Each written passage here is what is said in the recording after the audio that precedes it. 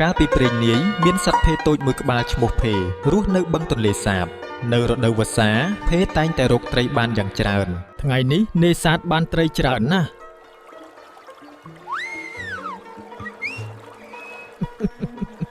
ប៉ុន្តែនៅពេលរដូវប្រាំងមកដល់ទឹកបឹងក៏ស្រកចុះកម្ដៅថ្ងៃក្ដៅខ្លាំងហើយត្រីក៏ពិបាករកហត់ណាស់ទឹកស្រកអស់ហើយ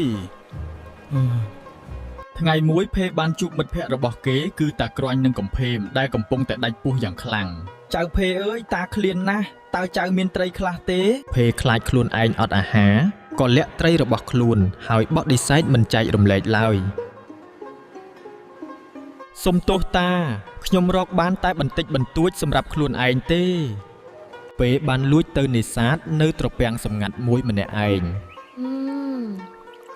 ទីនេះគ្មានអ្នកណាដឹងទេ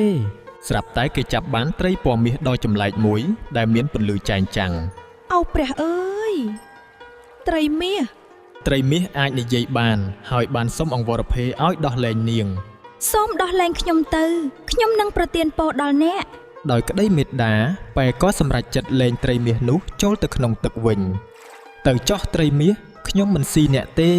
ភ្លាមនោះត្រពាំងតូចក៏ក្លាយជាថ្លាឆ្វេងហើយពោពេញទៅដោយត្រីធំជាច្រើននេះជារង្វាន់របស់ត្រីមាសអស្ចារ្យណាស់ត្រីច្រើនណាស់ភេទលុបមកអាំងត្រីស៊ីយ៉ាងឆ្ងាញ់ម្នាក់ឯង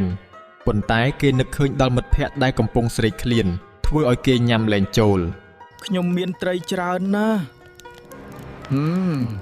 ប៉ុន្តែហេតុអ្វីបានជាខ្ញុំមិនសប្បាយចិត្តសោះភេដឹងកំហុសរបស់ខ្លួនគេក៏ប្រញាប់យកត្រីដែលសល់ដាក់ក្នុងកន្ត្រកដើម្បីយកទៅឲ្យមិត្តភក្តិខ្ញុំត្រូវតែយកត្រីនេះទៅចែកឲ្យតាក្រាញ់និងកំភេមគេបានរត់យ៉ាងលឿនទៅរកតាក្រាញ់និងកំភេមដែលកំពុងអង្គុយអស់កម្លាំងនៅក្រោមដើមឈើស្ងួតអ្នកទាំងពីរត្រេកអរយ៉ាងខ្លាំងហើយញ៉ាំត្រីនោះយ៉ាងឆ្ងាញ់ពិសា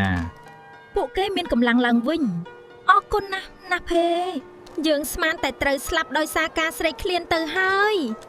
បន្ទាប់មកភេបាននាំពួកគេទៅកាន់ត្រពាំងវេទមន្តដើម្បីនេសាទទាំងអស់គ្នាត្រីមាសលួចញញឹមពីចម្ងាយដោយសេចក្តីត្រេកអរទីនេះពិតជាអស្ចារ្យមែនចៅភេចៅពិតជាមានចិត្តល្អណាស់ដែលប្រាប់ពួកយើងទីបំផុតភេបានយល់ហើយថាសេចក្តីសុខពិតប្រាកដមិនមែនបានមកពីការមានហូបចុកម្នាក់ឯងនោះទេតែវាបានមកពីការចែករំលែកសេចក្តីសុខជាមួយអ្នកដទៃ